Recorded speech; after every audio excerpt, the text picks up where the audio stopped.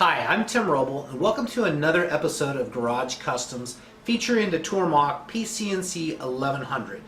Today I'm going to talk to you a little bit about my journey of getting the FogBuster set up on the machine and trying to find a good way to mount the head.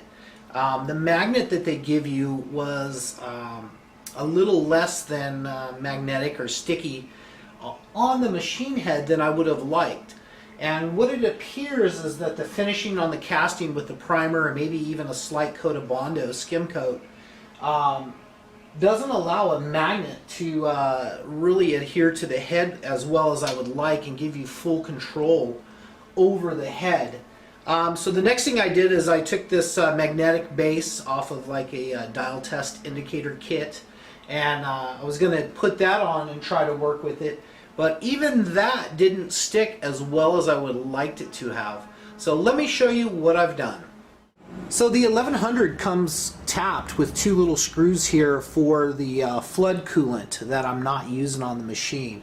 And I got to thinking about that. What if I were to basically tap into these two, get a longer screw and just attach this base with the FogBuster to it? As you can see, that's what I've done, and I got lucky enough when I pulled the screw out of the magnet. It's a screw and a nut, and it happened to be the right metric screw and plenty long enough to go ahead and just screw right in. So that made my FogBuster adjustment really super easy.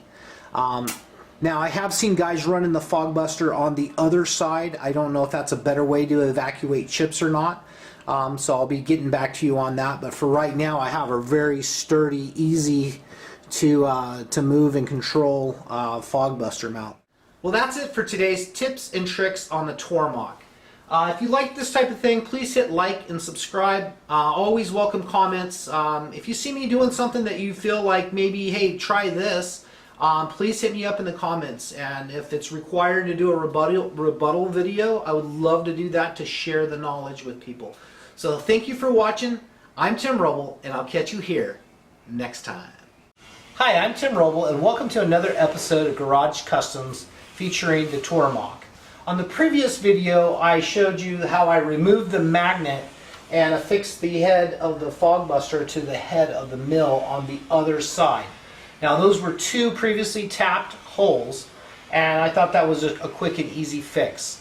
Now I'm not formally trained as a machinist, so I'm kind of learning this process as I go.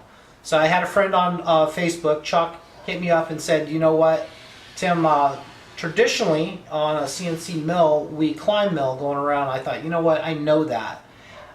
He said, you know what, it would work better if you put the FogBuster on this side to help evacuate the chips, and so you're not recutting the same chips. I think, you know, it totally makes sense. So basically last night, 7 o'clock, I came out, I took some measurements on the other side of the head, figured out where the forward hole was.